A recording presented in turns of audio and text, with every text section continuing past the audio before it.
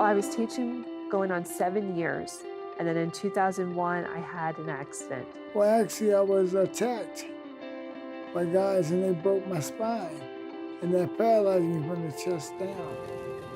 We went to Delaware to talk to Dr. Thacker, and they noticed I had a disease called Perthes. They decided to remove my hip when I'm at age 21. So in the meantime, the doctor Said no. No running, no jumping, or anything else. I was disappointed because I couldn't play with my brothers in the first day of flag football because of my leg. He was very upset because he felt like he wasn't going to be able to be part of the group anymore. He felt isolated. I heard back at the beginning of the year that there was a chance he might not be able to play. And I was thinking, what can I do? I had written up a letter and I sent it into UDS, and Jen King typed it up. We signed it, offering him a job as end zone referee. And I have to throw it like this. See, just like that. He was ecstatic and he was running through the house with the letter. And he said, "Daddy, I got a job. I don't know what the job is, but I have a job." To you, want to play football? You ready to play football? Kids with disabilities don't have a chance to play football usually, so this gives them the chance to come out and play with other kids with disabilities. This program is truly the only place where he is who he is. It's really special, and it really finds a place in my heart that my boys can compete. They can have fun. They can be typical kids. They can fit in. There's a place for them. And what UDS has done to include all these kids into the All-American pastime, it's really special, and we are very, very blessed and fortunate to have this program here in Lancaster County. It fills a huge gap, I think, in the disability world. Touchdown!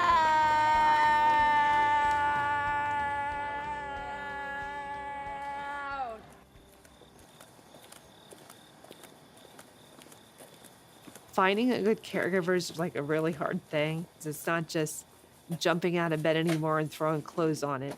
It's depending on somebody to do your personal and your private things as well. My caregiver I have now, Kathy's phenomenal, and she makes, every morning getting up a good time. I always wanted to write, but I didn't until this had happened. And then I wrote my first story, which was about the accident. And this was so the kids would be able to, have an understanding of what happened. And we used a character, a porcupine, because we always joked about, since I had a spinal cord injury, I was spiny. So that was the character. We picked something spiny to go in the first book. UDS, they've asked me time and time again, what else can we do for you? What else do you think you're gonna need? Sometimes people end up seeing disability as a thing that they don't want to interact with as much. Kids don't think that way. They just right away jump right in, and they'll lean on your chair, they'll lean on your, take things on and off for you. They page through books for me, they get stuff ready for me. One more. Thank you. She read a book about a porcupine that in a wheelchair, New Opportunities. She read the word jar. Yeah, that's the word jar right there. I had a student that worried all the time.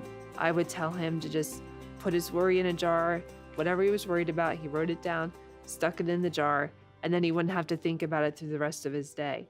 I got injured, and I was in the hospital, and I'll never forget the day that I opened up a gift, and inside it was just a glass jar, and it had a card on the inside of it, and it said, "Now it's your turn to put your worries in the jar. I hope that you feel better." And it was from the same student that I used the jar with. If I can change them, whether it's through my books I write or whether it's just through them coming in here and feeling empowered to learn and know that they're able to do something, that's what I'm about.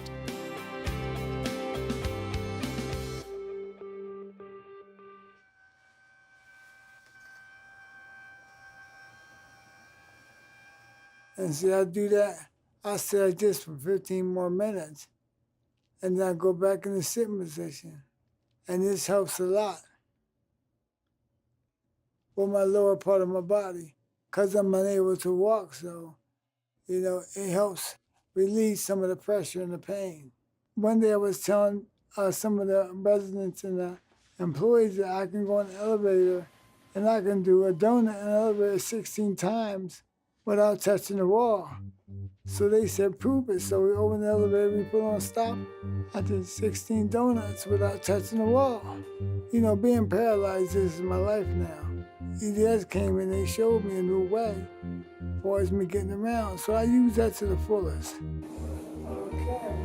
Well, I laid in the bed for 10.5 months before I was able to get in this chair. They fitted me and told me, that they would be back in 90 days, and 90 days, here I am. They asked questions, and made sure that the chair fitted me exactly. Now you can't take the chair away from me. It's a life-saving chair, because it saved my life. It changed my life. And now that I can get around, I can do what I do best. That's encourage others to do better for themselves. My friend John here went from a walker to a cane because he never stopped fighting. And I'm glad I could help you with that. He's a wise man, yeah. One day we were down there and I walked the hall with a cane, and I did really good. And then it just seemed like I was getting better and better and better. So, with me helping somebody and see the things they accomplish, that gives me joy. UDS has been phenomenal. They're part of your extended family too. Some people develop that mindset where they're like, oh, that poor thing. And I don't think that way. I always like to say, it's not poor me. It's, I have a great life. I'm actually going to do a speech at Hershey Rehab Hospital. Some will go talk to their patients and give them encouragement like I do the ones here. I was very excited because, I never got a job, but all I know is just that this is my first job. I want to get my second job. I want to work at Stouffer's and make cupcakes a lot. The sky's the limit. You can do what you want.